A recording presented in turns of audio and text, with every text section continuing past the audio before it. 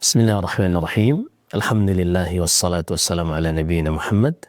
Amma ba'd. Insyaallah dalam video kita kali ini kita akan kembali meluruskan tuduhan salah seorang dai terhadap salafiyin yang menyebutkan bahwasanya para salafiyin ini tidak konsisten di dalam akidahnya sebagaimana yang ia sebutkan dalam video ini. Kutipan yang tadi bisa Anda simak itu. Nah, kemudian secara otomatis ketika ayat-ayat semacam itu dimaknai secara harfiah, dan itulah yang diwariskan sekarang oleh generasi Salafi Wahabi. Mereka menyebutkan Tuhan itu punya tangan, tapi kedua tangannya tidak seperti tangan kita. Tuhan itu punya mata, tapi matanya tidak seperti mata kita. Tuhan itu punya wajah, tapi wajahnya tidak seperti wajah kita. Mereka lupa bahwa ketika Anda mengatakan Tuhan punya wajah, wajahnya tidak seperti wajah kita, sadar atau tidak Anda sedang menisbatkan anggota tubuh kepada Tuhan. Karena manakala disebut kata wajah dan maksud dari kata wajah itu adalah maksud yang hakiki, maksud dari tangan itu adalah tangan yang hakiki, bahasa menunjukkan bahwa tangan wajah itu makna hakikinya adalah anggota tubuh. Jadi ketika Anda mengatakan Tuhan punya wajah, dalam makna yang hakiki berarti Tuhan punya anggota tubuh. Cuma setelah itu Anda menyebutkan anggota tubuhnya tidak sama dengan anggota tubuh kita. Tapi kan sama-sama punya anggota tubuh. Itu masalahnya. Di sini saudara kita ini mengkritik para salafi dikarenakan mereka selalu di dalam memahami ayat-ayat sifat Allah mereka menggunakan makna hakiki. Mereka menggunakan makna hakikat. Seharusnya menurut dia dalam memahami ayat-ayat Allah ini dipahami bahwasanya itu adalah majas. Maka di sini kita akan sebutkan terlebih dahulu apa itu lafadz hakiki dan apa itu lafadz majazi agar kita bisa sama-sama paham. Lafadz hakiki atau hakikat yang baru disebutkan setelah generasi salaf yang tidak dikenal dalam generasi sahabat tabi'in dan juga tabi'ut tabi'in nanti setelahnya baru muncul. Mereka menyebutkan definisi dari hakiki ini adalah al-lafzul musta'mal fi mawdhi'ihi atau fi ma wudi'alah. Lafaz yang digunakan sesuai yang pertama kali diketahui maknanya yang terbesit di dalam benak. Misalnya ketika kita katakan ra'aitu asadan fil ghabah. Aku melihat singa di hutan. Maka orang yang mendengarnya langsung terbesit di dalam benaknya bahwasanya singa yang dimaksud adalah seekor hewan buas.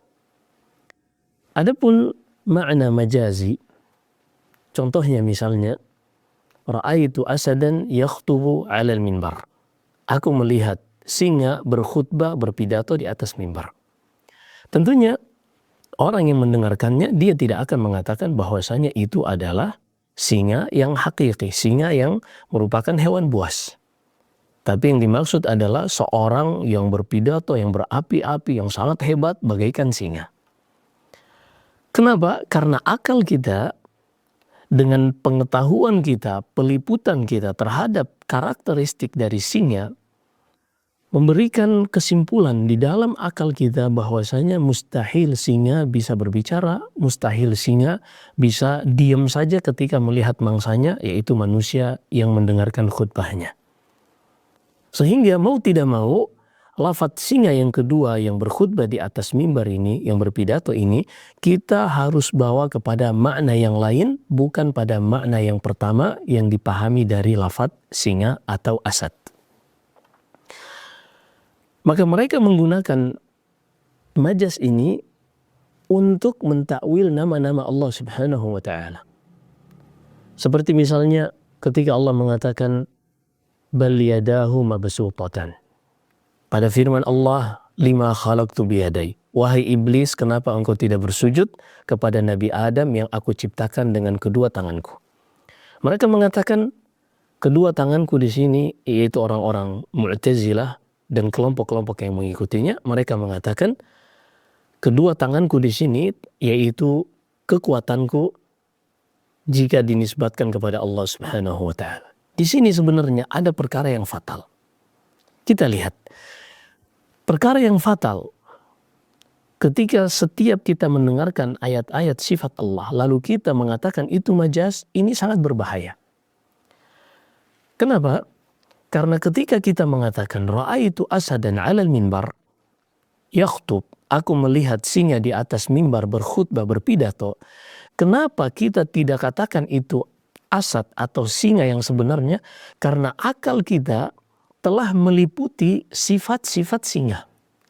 Akal kita telah memiliki data tentang singa, baik melalui penglihatan mata atau yang kita dengar tentang singa, atau mungkin sebagian orang sudah berinteraksi langsung dengan singa, sehingga terbentuk di dalam akal mereka sebuah database bahwasanya singa ini tidak mungkin berbicara. Ketika kita sudah meliputi sifat-sifat singa, maka kita tidak mungkin mengatakan singa ini bisa berkhutbah dan berbicara di hadapan manusia.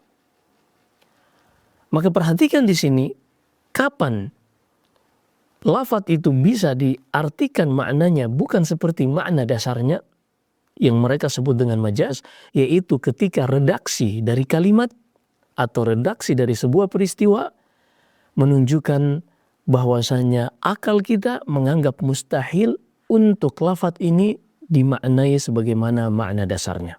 Contohnya tadi, ra'aitu asadan yakhtubu 'alal minbar. Aku melihat singa berkhutbah di atas mimbar.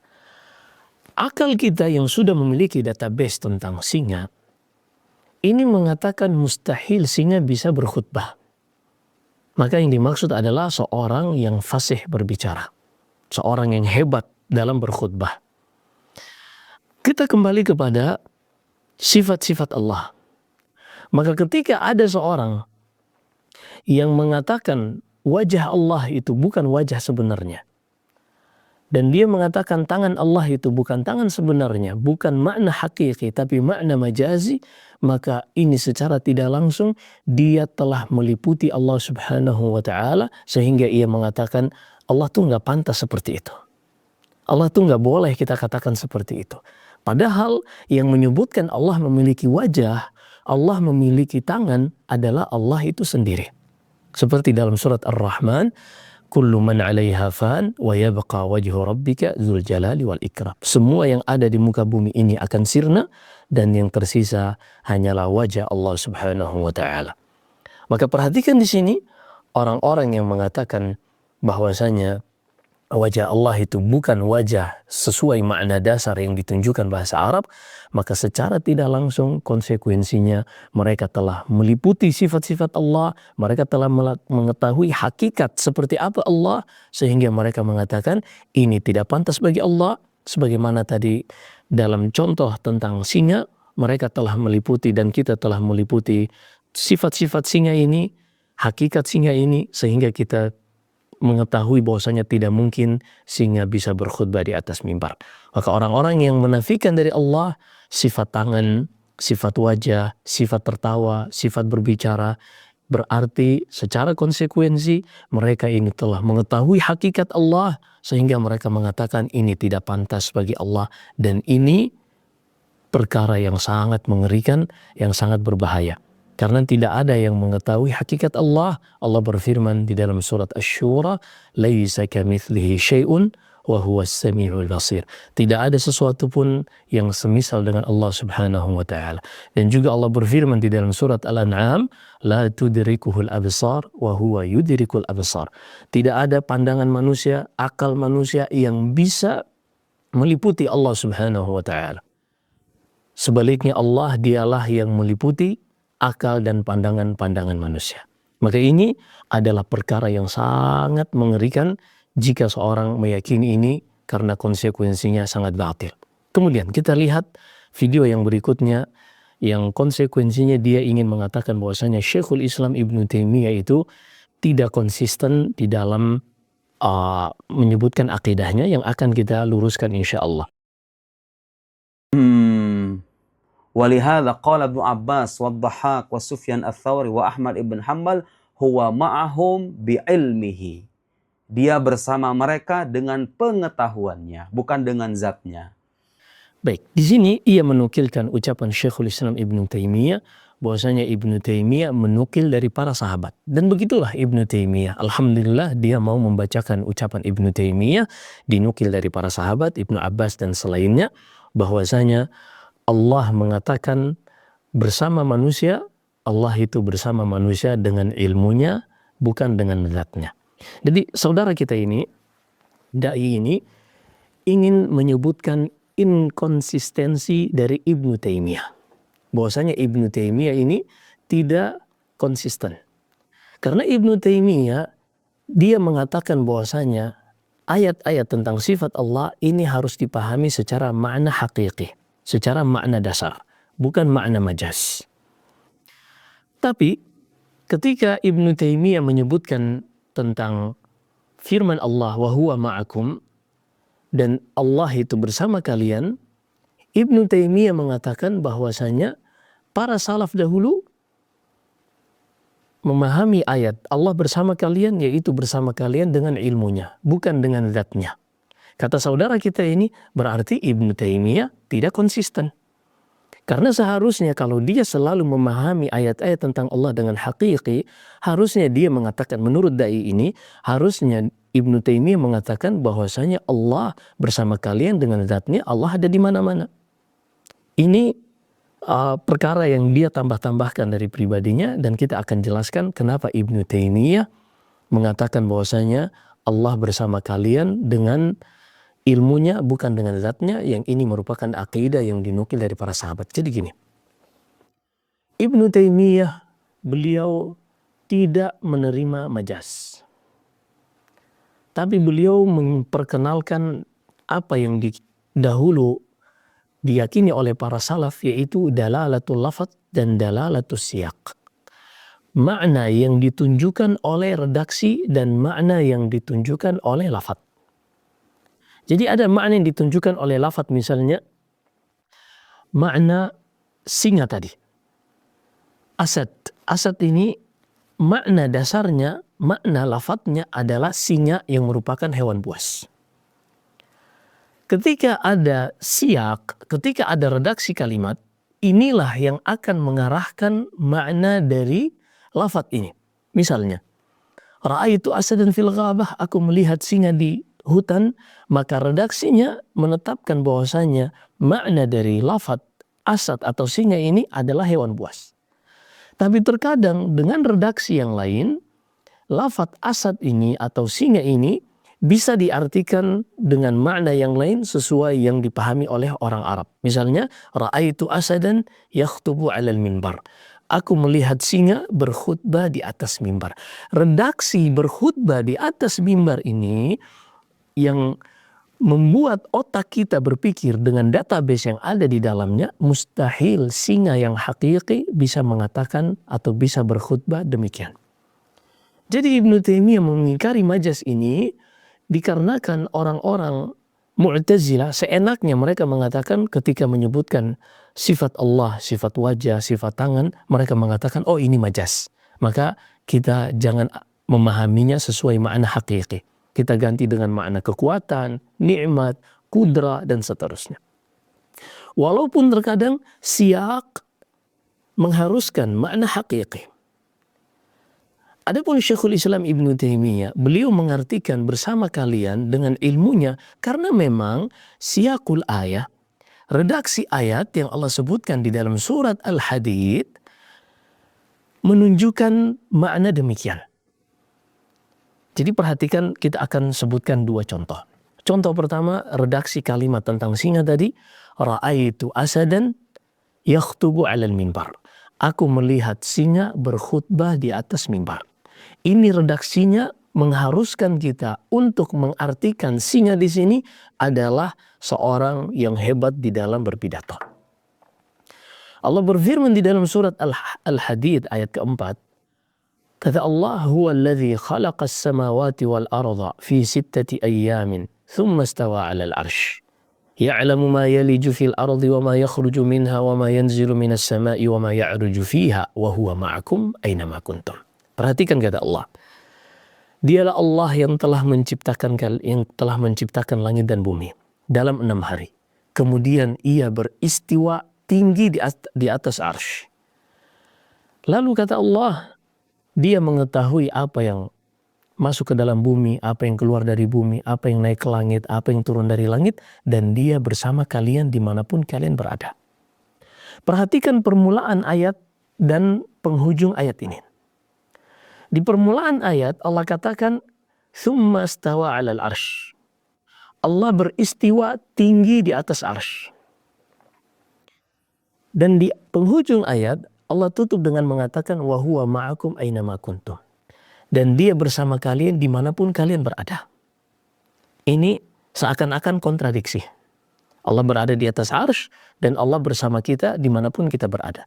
Tapi redaksi ayat di tengah-tengahnya Allah sebutkan ya'lamu ma yaliju fil ardi wa ma yakhruju minha wa ma yanzilu minas sama'i wa ma ya'ruju fiha. Kata Allah, dan dia mengetahui apa yang masuk ke dalam bumi, apa yang keluar dari bumi, apa yang naik ke langit dan apa yang turun dari langit. Perhatikan di sini indahnya firman Allah dan betapa cerdasnya para salaf yang dinukilkan oleh Syekhul Islam Ibnu Taimiyah rahimahullah. Syekhul Islam hanya menukil. Mereka melihat awal ayat menyebutkan Allah di atas dan penghujung ayat menyebutkan Allah bersama manusia, dan di tengah-tengahnya redaksinya menyebutkan Allah mengetahui apa yang terjadi di alam semesta ini. Sehingga mereka mengatakan Allah subhanahu wa ta'ala bersama manusia, bersama makhluknya dengan ilmunya, bukan dengan zatnya. Karena kebersamaan di dalam bahasa Arab sendiri pun tidak berkonsekuensi dengan ikhtilat, percampuran antara dua zat. Seperti misalnya dahulu orang Arab mengatakan mazilna nasiru wal qamaru ma'ana. Kita terus berjalan safar di malam hari dan bulan ini selalu bersama kita. Dan tentunya kita tahu karakter bulan seperti apa. Bulan berada di tempatnya dan manusia berada di bumi.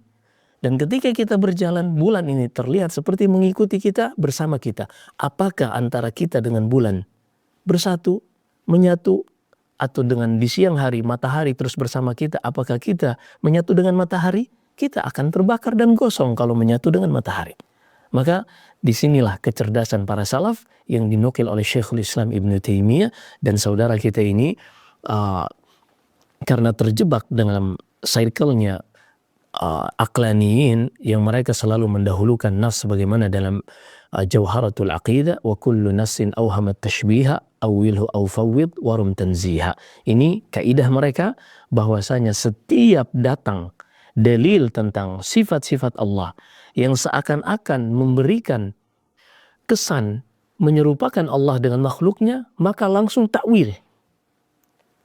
Takwilkan maknanya. Misalnya tadi tangan, wah tangan ini manusia punya tangan. Kalau kita tetapkan bagi Allah, nanti akan menyerupakan Allah dengan makhluknya. Maka katakan tangan ini artinya kekuatan atau nikmat. Dari mana mereka dapatkan? Apakah dari redaksi ayat? Bukan. Dari akal. Awilhu, berdasarkan muqaddimah mereka, pendahuluan dan kaidah mereka. Kalau ada satu lafaz yang seakan-akan menyerupakan Allah dengan makhluknya, maka akal kita harus menggantinya dengan makna yang lain yang disebut dengan ta'wil. Kemudian terkadang mereka tidak bisa mendapati cara untuk mentakwil. Maka kata mereka fawwid, maka katakan maknanya yang tahu hanya Allah. Dan ini batil. Kenapa? Karena Allah turunkan Al-Quran berbahasa Arab di dalam surat Yusuf. Inna anzalnahu Qur'anan Arabiyan la'allakum ta'qilun. Kami turunkan Al-Quran dengan berbahasa Arab supaya kalian pahami. Maka Allah perintahkan kita secara dalalatul iqtidha, pahami Al-Quran ini dengan bahasa Arab. Sesuai makna yang ditunjukkan oleh bahasa Arab. Dan bahasa Arab, maknanya ini diketahui dengan redaksi ayatnya, dengan redaksi kalimatnya. Jadi perhatikan, disinilah cerdasnya madhab salaf. Dan jauhnya madhab-madhab yang lain dari yang disebutkan oleh para salaf. Dan kita akan tutup satu ucapan dari seorang mantan Asy'ari yang dahulu ia sangat bangga dengan Asy'ariyahnya, namun ia bertobat dengan taufik dan hidayah dari Allah Subhanahu wa taala. Dia adalah Muhammad Rashid Ridha, seorang ulama yang ma'ruf, yang terkenal di Mesir, yang beliau mengatakan, kita dengarkan, kita baca nas beliau di dalam tafsirnya Al-Manar. وكنا نظن في أوائل الطلب أن مذهب السلف ضعيف وأنهم لم يؤولوا كما أول الخلف لأنهم لم يبلغوا مبلغهم من العلم والفهم. Kata Muhammad Rashid Ridha, dahulu di awal-awal belajar ilmu filsafat ini dalam mengikuti madhab Asy'ariyah, kami menganggap bahwasanya para salaf dahulu itu sangat lemah. Kenapa? Karena mereka tidak mentakwil firman Allah, tidak mentakwil sifat-sifat Allah. Mereka hanya memahami secara lahiriah. Kami menganggap dulu, kata Muhammad Rashid Ridha, ini sangat lemah. Tidak seperti orang-orang khalaf yang dimaksud adalah ulama-ulama Asy'ariyah, dan beliau ini mantan Asy'ariyah, seorang yang luar biasa dalam Asy'ariyah. Kita akan sebutkan nanti ucapan beliau sendiri. Tidak seperti orang-orang Asy'ariyah belakangan yang mereka ini sangat hebat mentakwil dengan membawakan makna-makna yang lain sesuai akal mereka, bukan sesuai redaksi ayat. Kemudian kata beliau, ولما تغلغلنا في علم الكلام وظفرنا بعد النظر في الكتب التي هي منتهى فلسفة الأشاعرة في الكلام بالكتب التي تبين مذهب السلف حق البيان لا سيما كتب ابن تيمية علمنا علم اليقين أن مذهب السلف هو الحق الذي ليس وراءه غاية ولا مطلب وأن كل ما خالفه فهو ظنون وأوهام لا تغني من الحق شيئا. Kata Muhammad Rashid Ridha, namun setelah kami khatam berkaitan tentang filsafat dan kami sudah melumat semua kitab-kitab filsafat Asy'ariyah dan kami bandingkan dengan yang diwariskan dari salaf, kami pun baru menyadari bahwasanya madhab salaf, aqidah salaf yang disebutkan para salaf dengan mengikuti redaksi ayat, bukan yang dipaksakan oleh logika, itulah kebenaran yang satu-satunya. Tidak ada kebenaran lagi di balik madhab salaf, dan semua yang menyelisihi madhab salaf ini hanyalah ilustrasi-ilustrasi, hanyalah bayangan-bayangan, hanyalah keraguan-keraguan yang tidak akan bisa memberikan manfaat sama sekali. Dan ingat, ini yang berbicara bukanlah seorang yang baru bermain di tepian pantai filsafat yang sangat luas, tapi orang yang sudah menyeberangi samudra filsafat ini dan sudah khatam tentang filsafat, khususnya kata beliau, beliau telah melumat semua kitab-kitab filsafat Asy'ariyah. Jadi kalau Anda belum membaca seperti beliau, wajar. Seperti awal-awal beliau lagi lucu-lucunya, lagi senang-senangnya, melihat bahwasanya wah ini seakan-akan hebat. Iya, sebagaimana kata Fakhruddin Ar-Razi yang ia juga bertobat di akhir hayatnya, man jarraba mithla tajribati arafa mithla ma'rifati. Siapa saja yang menjalankan seperti yang aku lakukan, menghabiskan hidupku benar-benar mempelajari filsafat sampai akhir, dia akan menyesal dan dia akan memiliki pengalaman seperti pengalamanku, kembali kepada aqidatus salaf, mata ala dini ajaizin Naisabur. Lebih baik kita wafat di atas agama nenek-nenek yang secara polos, secara fitrah mengetahui Allah di atas, memahami Allah di mana-mana dengan ilmunya, bukan dengan zatnya. Maka ini yang kita ingin luruskan dari tuduhan saudara kita ini. Semoga apa yang kita sebutkan bermanfaat bagi saudara kita ini dan juga bagi yang menyimak. Wallahu a'lam. Wassallallahu wasallam wa baraka ala nabiyina Muhammad.